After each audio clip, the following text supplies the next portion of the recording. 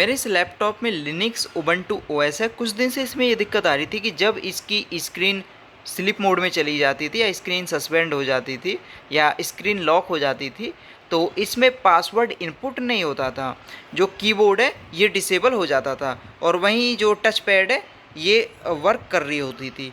और जैसे ही इसको हम शट डाउन करते थे या रीस्टार्ट करते थे, ये जो पावर बटन है इसके थ्रू, तो तब इनपुट हो पा रहा था पासवर्ड और जो कीबोर्ड है ये भी ठीक काम कर रहा था।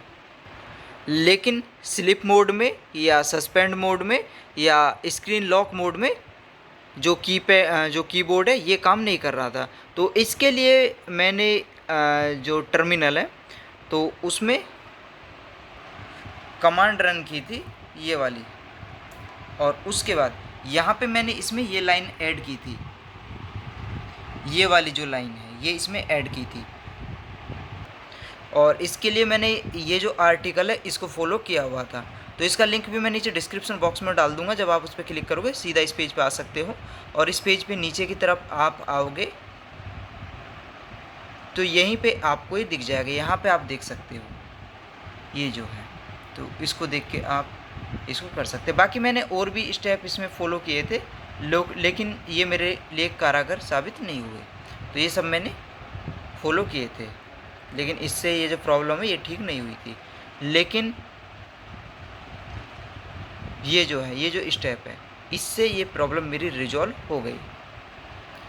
और वहीं जब सस्पेंड या स्क्रीन लॉक या स्क्रीन स्लिप मोड में जब मेरा ये जो कीबोर्ड है ये काम नहीं कर रहा था, तो वहीं जब मैं एक्सटर्नल कीबोर्ड यूज कर रहा था तो ये ठीक से काम कर रहा था। एक्सटर्नल कीबोर्ड ठीक से काम कर रहा था, लेकिन सस्पेंड या स्क्रीन लॉक या स्लिप मोड में ये जो इंटरनल कीबोर्ड है ये काम नहीं कर रहा था। इंटरनल कीबोर्ड तभी काम कर रहा था जैसे ही मैं सिस्टम को रीस्टार्ट करता था या शट डाउन करके ऑन करता था, तब ये काम कर रहा था। तो ये जो कमांड है इससे ये भी प्रॉब्लम मेरी रिजॉल्व हो गई। तो सस्पेंड मोड या स्क्रीन लॉक या स्लिप मोड में भी अब मेरा सिस्टम काम कर रहा है। जैसे मैं आपको दिखा भी देता हूँ यहाँ पे क्लिक करके, और यहाँ पे स्लिप मोड, सस्पेंड मोड ही कर लेते हैं।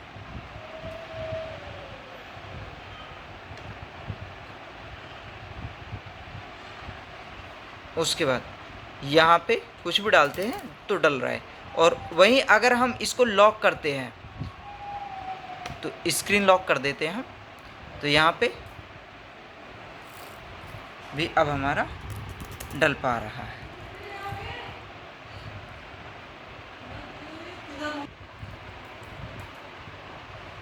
तो इस तरीके से आप अपनी प्रॉब्लम रिजॉल्व कर सकते हो। बाकी जुड़ना चाहते हो इस चैनल से तो सब्सक्राइब को कर दीजिएगा। फ़ायदा इसका ये होगा, जब भी मैं कोई नई वीडियो अपलोड करूँगा उसकी जानकारी मिलेगी आपको सबसे पहले।